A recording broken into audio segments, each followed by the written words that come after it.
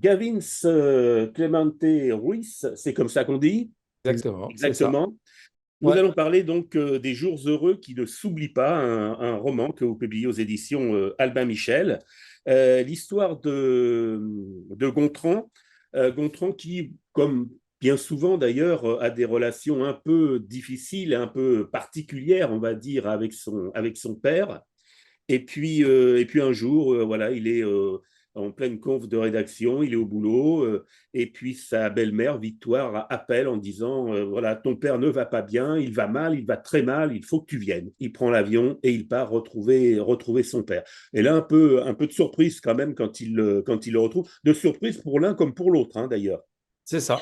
Ils se sont pas vus depuis un petit bout de temps, donc c'est une occasion, c'est peut-être pas l'occasion souhaitée, mais en tout cas, c'est l'occasion faisant larron. Ils se retrouvent un peu de façon précipitée et donc Est-ce qu'il va si mal que ça? Il va le découvrir et puis il va aller de surprise en surprise et de rencontre en rencontre avec d'autres personnages dans la maison en Espagne, mais aussi d'autres souvenirs qui sont encore bien là, bien présents. À la fois, on a l'impression qu'il ne vit pas seul, mais qu'il vit seul quand même. Victoire, sa nouvelle compagne, puisque son épouse est décédée, sa nouvelle compagne, on sent qu'elle a fait appel parce qu'elle en avait un peu ras-le-bol, hein, quand même. C'était le point de départ. Il fallait que je trouve un angle que je trouve un point. J'aime bien trouver une vraie raison pour démarrer le roman. Et je me suis dit, bah, ça, pourquoi pas? C'est l'occasion rêvée de pouvoir accélérer l'action du roman, du personnage qui est là et qui a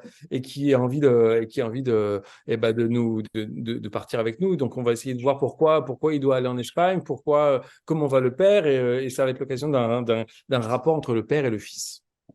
Alors, quand il va arriver là-bas, bon, il n'est pas accueilli à bras ouverts, hein, on peut dire, par son père. On ne lui sent pas une fibre paternelle très Non, c'est ça, forte. je vais les mettre un petit peu pas en conflit, mais un peu ils se chamaillent pas, mais ils se sont jamais vraiment trouvés. Et donc, pourquoi pas, après ces épreuves, faire un point, en quelque sorte. C'est souvent comme ça dans les familles.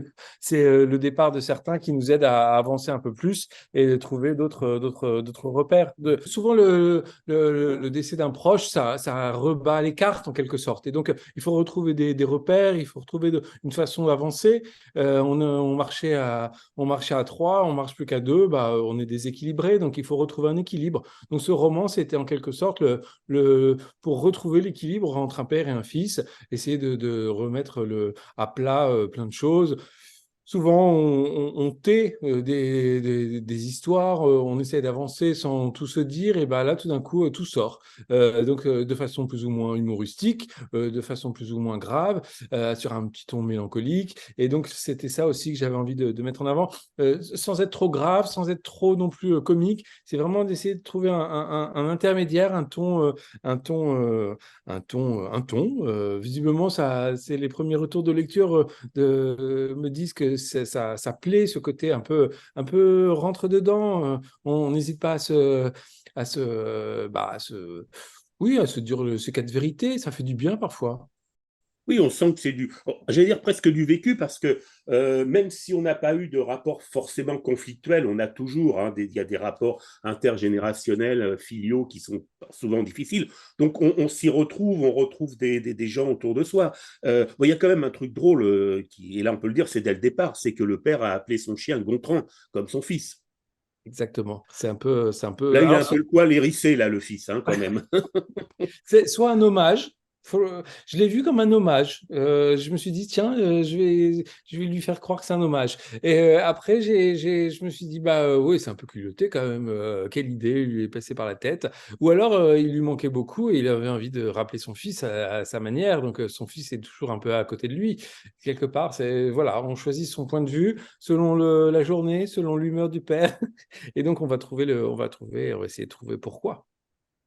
Alors le père, dont on découvrira le prénom que très tard, hein, j'ai trouvé, mais ça on va pas le dire parce que c'est drôle aussi.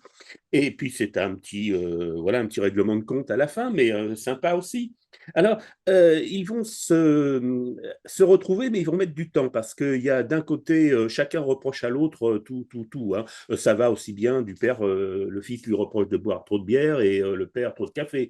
Et puis le père, il n'a pas envie d'être, on va dire, enquiquiné, pour pas Ouais. employer un autre mot, par quelqu'un qui va venir lui dire, mais t'as vu dans quel état est ta maison, t'as vu comment tu vis, t'as vu comment tu manges, t'as vu, etc. Et le père, il est peinard, lui, finalement. Ah Même oui, s'il pourquoi il il aimerait s'accroche au l'enquiquiner? fils, il n'a pas envie qu'il parte quand même, hein. Non, c'est ça, c'est Je t'aime moi non plus. C'était ça Je pensais à cette chanson pour un bon moment de l'écriture. Je t'aime moi non plus. C'est vraiment ça. Ils se chamaillent, ils se cherchent. Et c'est des points d'accroche parce qu'ils savent pas se dire je t'aime tout simplement. Et c'est une manière comme une autre de pouvoir se raconter des histoires, se raconter leur vie, se raconter leur amour l'un pour l'autre. C'est une grande histoire d'amour. C'est ça, l'amour vache peut-être. Mais en tout cas, c'est de l'amour. Et un amour entre un père et un fils qui essayent qui se chamaillent pour mieux se retrouver et mieux se comprendre. Ça passe parfois par là, hein. Et des fois, il y a un peu de la pudeur, de la timidité, aussi du respect peut-être l'un pour l'autre. Et ils veulent pas aller sur le terrain de l'autre parce qu'ils sont peut-être pas les mêmes. Donc, pas besoin d'être le même que son père ou pas besoin d'être le même que son fils quand on est père et fils. Mais en tout cas, il faut essayer de se comprendre, en tout cas, parce que c'est quand même le père et le fils et le père, donc c'est quand même important, on n'en a qu'un dans la vie, donc il faut essayer de le comprendre le mieux qu'on peut, et donc c'est un hommage du père au fils et du fils au père, à travers des dialogues un peu rythmés, un peu pushy. Je voulais vraiment qu'ils soient l'un envers l'autre assez j'allais dire c'est fraternel, mais c'est aussi rugueux, quoi. Ça, voilà, c'est viril, mais tout ça pour montrer qu'ils ont tous les deux de grands cœurs derrière leurs aspects un peu rustres. Et puis, il y a l'amour du fils pour sa mère également aussi, hein. Ouais. Il y a cet amour qui est un peu différent, mais qu'il porte à Victoire, sa nouvelle compagne.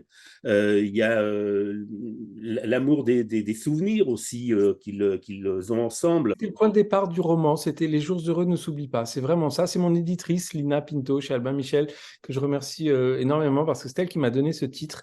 Et en fait, j'écrivais, je trouvais pas de titre. Et en fait, c'est à la fin, quand on a terminé de travailler, on s'est dit, on s'est dit, mais en fait, les jours heureux ne s'oublient pas. Et là, on s'est dit, mais voilà, c'est ça le titre. C'est ça. En fait, on a passé plein de bons moments ensemble. Donc, profitons-en pour essayer de faire en sorte que ça atténue un peu la douleur de chacun dans son coin et de trouver de trouver que ce soit une planche de salut en quelque sorte, ces souvenirs pour aller un peu plus loin, pour avancer. Ne restons pas dans nos petits coins, chacun emmuré dans sa tristesse, dans sa douleur.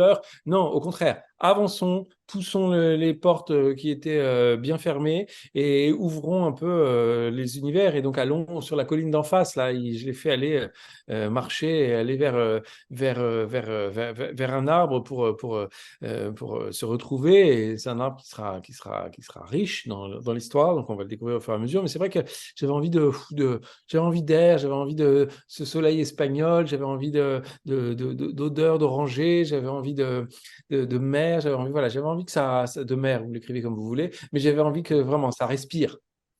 Alors, Je trouve que la couverture avec les nuages, ça inspire ça. Il y a un ciel bleu, il y a quelques nuages, et parfois, puis, hein, dans la vie. l'image, la photo là, de cet enfant sur les épaules de son père, hein, tout simplement, Ouais, ouais, on a tous ce souvenir-là. ouais, c'est Il ça, parle à tout le monde, celui-là, hein, effectivement. exactement. Un autre personnage dont on n'a pas parlé, c'est Léo. Alors, il y a Claire, hein, l'épouse, la compagne de Gontran, et puis le petit Léo, le fils, qui lui aussi, finalement, va avoir besoin de son grand-père à un moment ou à un autre, comme le grand-père va avoir besoin de son petit-fils, même s'il n'a pas envie de voir un autre arriver. Bon, ça suffit. Ce sont des vieilles, des vieilles histoires et des vieilles idées, ça aussi. Ouais, c'est ça, c'est des confrontations d'époque. Ça aussi, ça m'intéressait, c'était de voir un petit gamin avec sa casquette et son jeu vidéo et son téléphone portable toujours collé à l'écran, qui se confronte à ce grand-père qui aime bricoler et qui aime avoir le nez dans le moteur.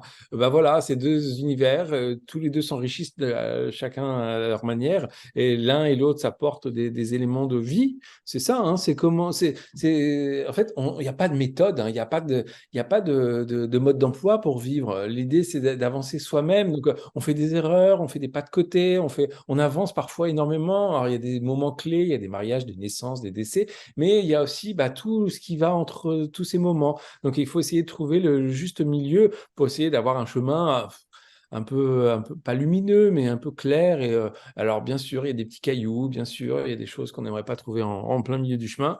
Eh ben, il faut faire avec.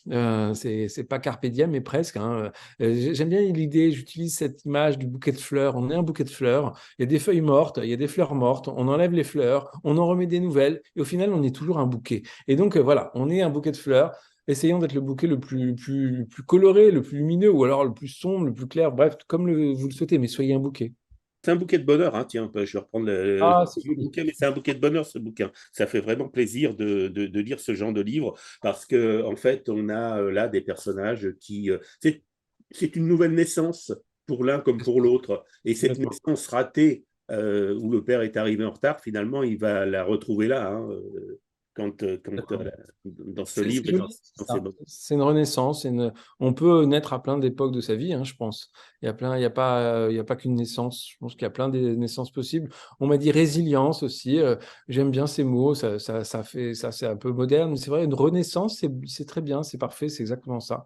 C'est une renaissance. C'est le ciel bleu. Il y a des nuages, mais il y a le ciel bleu. Donc voyons le verre plein. Et alors, juste une dernière question. Qu'est-ce que. Alors, juste au tout début, il y a une petite phrase tirée d'une chanson de Bob Marley, qui a un caractère un peu quand même religieux, cette Mais chanson. ben, et c'est marrant ce que vous dites, parce qu'il y a pas mal de gens très religieux qui m'ont écrit, qui l'ont lu et qui m'ont dit des jolies choses. Donc, bah oui, c'est une chose. Alors, c'est parce que le papa de Gontran aime beaucoup Bob Marley, et Gontran, visiblement, a beaucoup écouté Bob Marley contraint et forcé. Et s'il lui reste un souvenir, eh ben, c'est cette chanson extraite d'une chanson de Bob. De Bob. Et donc, oui, bah, on a une vie, on a un cœur. Si on peut, avançons ensemble. Bah oui, pourquoi pas, c'est un souhait. Quand je dis qu'il faut aller sur un chemin, je crois que c'est un peu l'idée philosophique. On trouve parfois au hasard de mots comme ça qu'on a entendus très souvent dans des chansons. On les a entendus, puis tout d'un coup on se dit, mais oui, mais c'est ça la vie. C'est ça, ça résume mon existence à un moment. Et là, je me suis dit que ça résumait pas mal l'existence de ces trois personnages, trois garçons. Bien, eh bien, écoutez, moi, j'invite tout le monde à prendre le chemin de Gontran et de son père, et puis de tous les autres personnages à travers ce roman. Merci, Gavin Clemente Ruiz, parce Merci à que, comme vous. je vous dis, c'est vraiment bah, voilà, un bouquet de fraîcheur, un bouquet de bonheur, ce livre. C'est publié chez Albin Michel. Merci beaucoup. Merci à vous. Merci beaucoup. Et à bientôt.